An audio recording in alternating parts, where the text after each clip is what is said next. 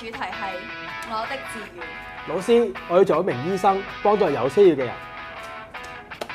On call 36小時，救死扶傷，夠晒偉大。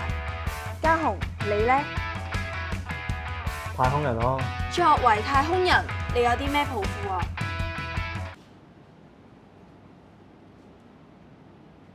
探索宇宙奧秘。探索宇宙奧秘，飛上太空，影相打卡 art like triple。嘉紅，你已經 NG 咗10幾次，你仲要亂咁喺度改台詞，你唔好連累大家好喎。你啲童話故事邊度呃到人㗎？你哋咁中意 cosplay 啊，自己 cosplay 佢啦。即係為着住醫生袍就係醫生啊！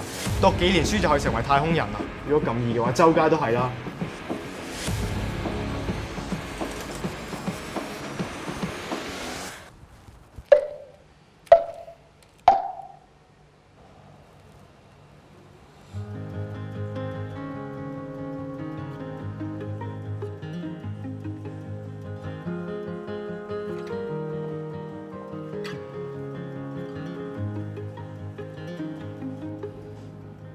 你好中意地球儀？想去邊，喐下隻手就去到，幾簡單啦。明明咧就係中意探索世界，點解唔肯做太空人啊？想做就做到㗎。呢個世界有幾多個太空人啊？咁就放棄啊？唔追夢啦？夢想係作文題目嚟嘅啫喎。根據澳門基本法第35條，澳門居民咧有選擇職業同埋工作嘅自由，我哋係有權利去追求自己夢想嘅職業嘅。咁夢想探索太空咧，就唔一定要着太空衣嘅。即係探索宇宙咧，佢係一項巨大嘅工程。咁除咗親自上太空，你仲可以去修讀相關嘅專業科系，將來咧就用自己嘅專長去參與呢項偉大嘅探索。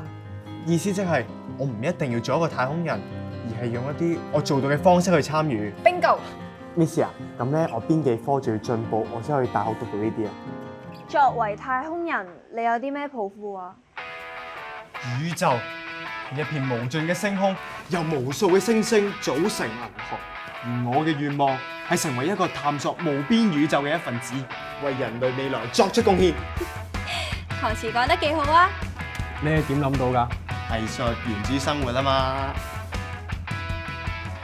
咁不如我哋由頭開始。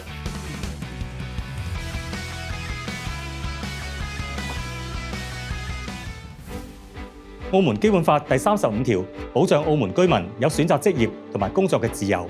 喺故事入邊，嘉紅認為想做嘅職業遙不可及，但其實我哋都可以透過自己嘅努力實現夢想，從事理想嘅職業。